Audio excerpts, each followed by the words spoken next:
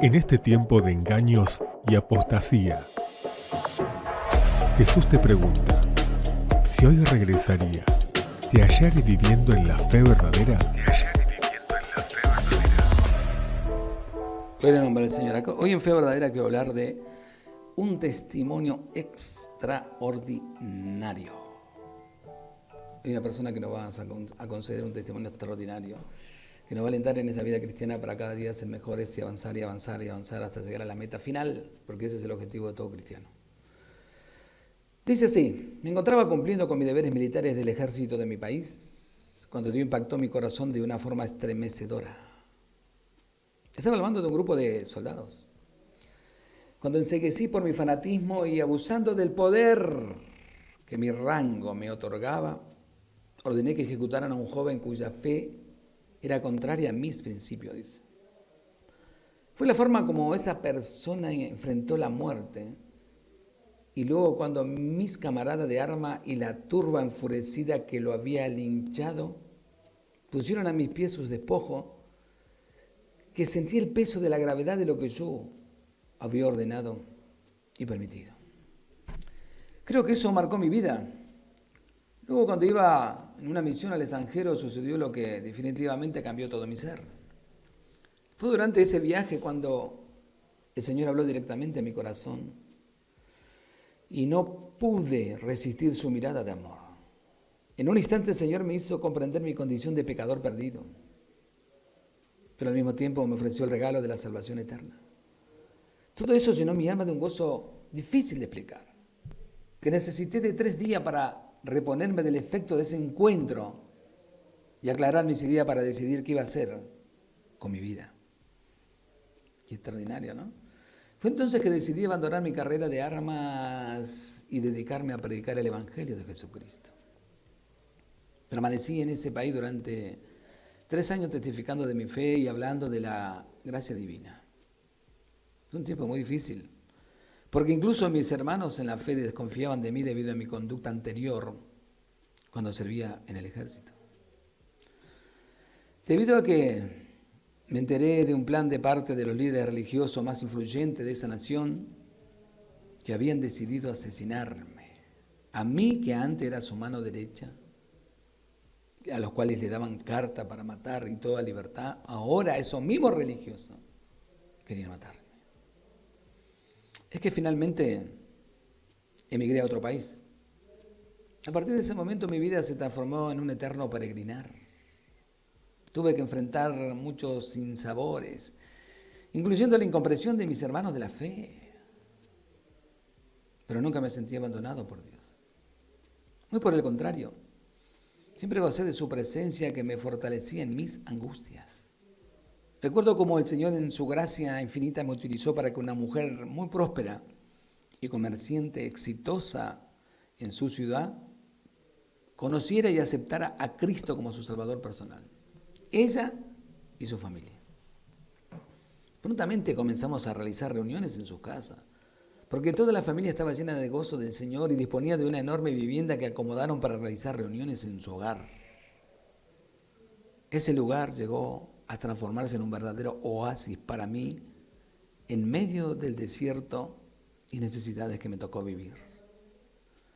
Muchas veces cuando mis fuerzas y recursos estaban agotados, Dios utilizó esa iglesia que funcionaba en esa casa para traer alivio a mi vida. Porque nunca quise ser gravoso a ninguna iglesia, muchas veces trabajé con mis propias manos para cumplir con mis principios de no depender económicamente del trabajo de otros, ni aceptar ofrenda de iglesias que andan desordenadamente y lejos de las enseñanzas de Cristo. ¿Sabe? Dios me honró grandemente con el don de lengua porque sin esa bendición divina jamás habría podido llevar el Evangelio a tantos países con culturas e idiomas diferentes. Me hubiera sido imposible aprender con sabiduría humana tantas lenguas diferentes. Yo gracias al Señor que hablo mucho idioma más que el común de los hermanos. Recuerdo, por ejemplo, que iba en una embarcación en alta mar y nos sorprendió una tormenta. Naufragamos y llegamos a una isla donde pude comunicarme inmediatamente con los nativos del lugar, sin haber escuchado anteriormente esa lengua, todo esto para sorpresa de mis compañeros y para la gloria de Dios. Pero en mi vida de servicio pude comprobar que mientras más fidelidad y consagración tenía para con mi Señor, mayor era la prueba. Repito eso para muchos de ustedes. Pero en mi vida de servicio pude comprobar que mientras más fidelidad y consagración tenía para con mi Señor, mayores eran las pruebas. Era como si Dios quisiera templar a mayor temperatura el acero más fuerte para realizar las labores especiales. Como dijo nuestro amado apóstol Pedro en 1 Pedro 4:12, amados, no os sorprendáis del fuego de prueba que os ha de sobrevenido, como si alguna cosa extraña os aconteciese. Para que sometida a prueba vuestra fe, mucho más preciosa que el oro, el cual aunque perecedero se prueba con fuego, sea hallado en alabanza, gloria, honra, cuando sea manifestado Jesucristo. Muchas pruebas, injusticia y tribulaciones tuve que enfrentar en mi vida de servicio para mi Señor. Porque todo ese engaño de aquel otro evangelio, el de la prosperidad, es un engaño de Satanás y de los pastores que por lucros están al servicio del enemigo de las almas. 1 Timoteo 6:5 dice, hombres corruptos de entendimiento y privados de la verdad, que toman la piedad como fuente de ganancia. Apártate de los tales, porque he sufrido las humillaciones más terribles, tortura e injusticias en prisiones por amor y Señor. No he llegado a la cárcel por cometer algún delito penado por la ley, como algunos que se vanaglorian de haber estado en esos lugares inmundos y omiten decir que estuvieron allí porque sus actos lo ameritaban. 1 Pedro 4:15 dice, así que ninguno de vosotros padezca como homicida o ladrón o malhechor o por entrometerse en lo ajeno. Pero si alguno padece como cristiano, no se avergüence, sino que glorifica a Dios por eso. Muchas veces he estado en peligro de muerte, peligro de ladrones, peligro de los de mi nación, peligro en la ciudad, peligro en el desierto, peligro en el mar, peligro entre falsos hermanos, en trabajo, en fatiga, en mucho desvelo y hambre, en muchos ayuno y frío y en desnudez, y además de otras cosas. Lo que sobre mí se agolpaba era la preocupación por las iglesias en los hogares. Cómo iban a entrar, cómo iban a infiltrarse y cómo iban a tratar de engañarlos.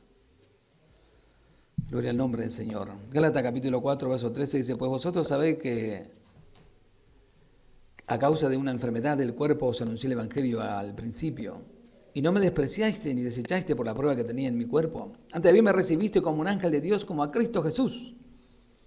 Todo lo he sufrido por amar a mi Señor y no me quejo, sino que con gozo espero la corona de que Dios ha preparado para todos los que con temor y fidelidad hemos servido al Señor. Porque sé que mi recompensa está en los cielos, sino en la vida, en esta vida terrenal, donde la polilla y el horrín corrompe y donde el ladrón es mina y hurtan.